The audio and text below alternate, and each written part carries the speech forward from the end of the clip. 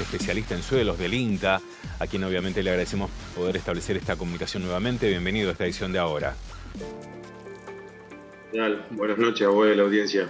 Bien, sabemos que en el día de hoy has estado recorriendo parte de la región centro de la provincia de Entre Ríos, también sobre la costa del Paraná. ¿Cuál es la situación que se observa en esta recorrida que realizan desde el INTA en torno a la sequía? ¿Cuáles son los sectores más afectados en estos momentos dentro de toda la provincia? Ya que, abarca en realidad toda la provincia, pero habrá sectores más complicados.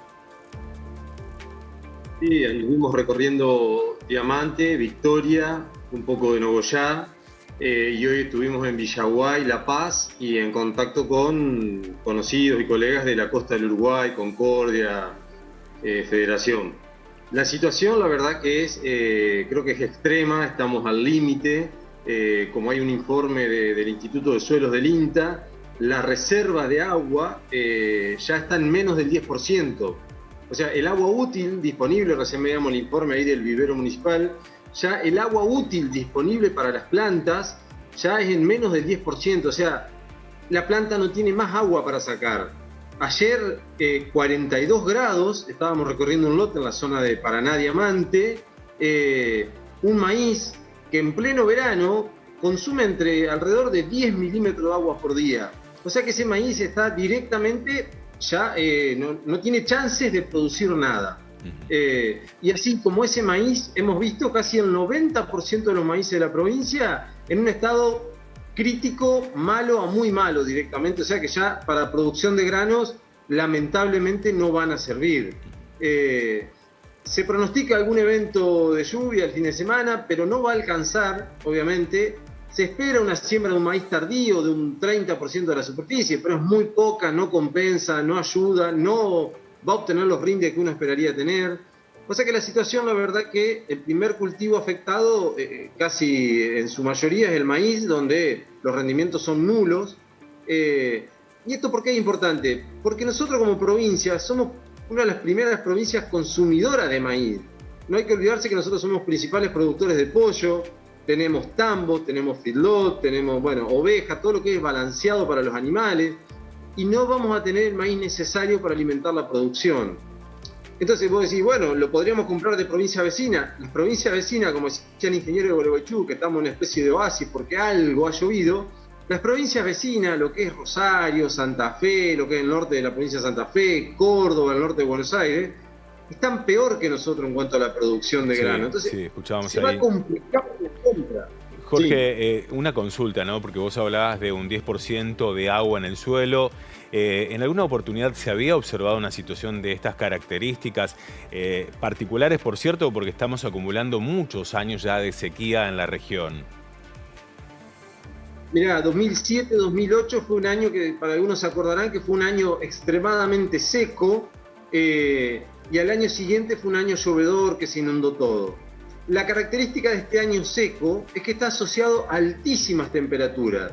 Entonces, la temperatura que hace que la tierra evapore, que el cultivo transpire, entonces pierde agua. A su vez, al no caer agua, al no poder almacenar agua, la situación, la verdad que hace muchos años, creo que en el registro de INTA del año 34, es una de las sequías más importantes que estamos teniendo si uno toma en cuenta los 3 últimos meses, ¿no? Noviembre, diciembre, enero, casi que no ha habido una sequía tan extrema. ¿Superando 1934 también?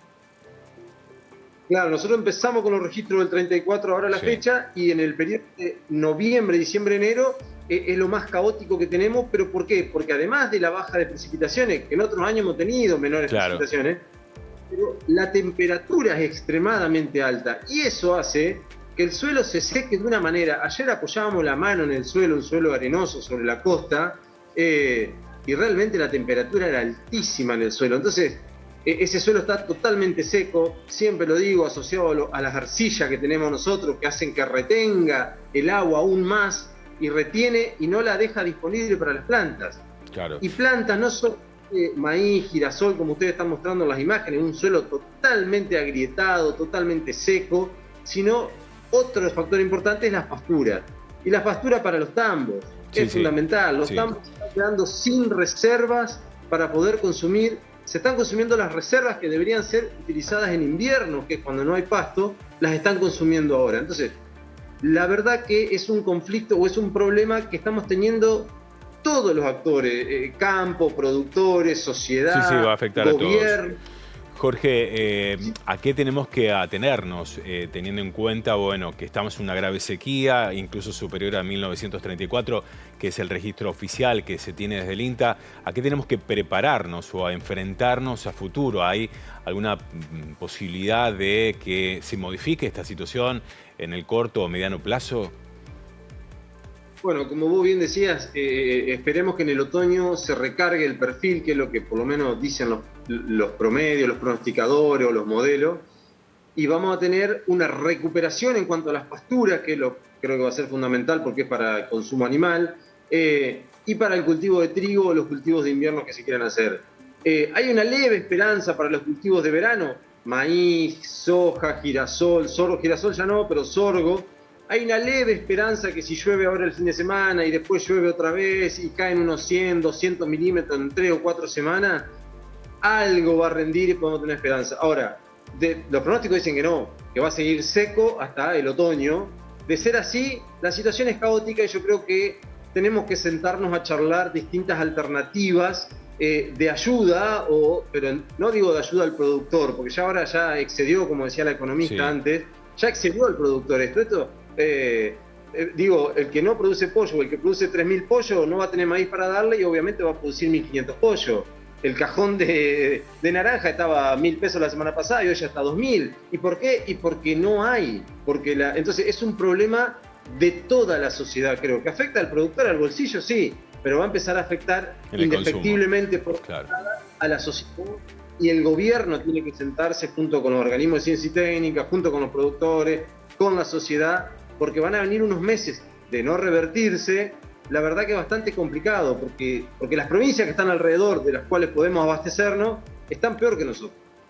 Jorge, como siempre, muy completo con toda la información, el análisis y, bueno, poder acercarnos la realidad. Ojalá que, si bien las indicaciones dan que no va a haber lluvias, ojalá que esto ocurra, porque realmente el panorama es más que preocupante en los próximos meses. Como siempre, muchas gracias por estar atento y permitir charlar con vos sobre estos temas.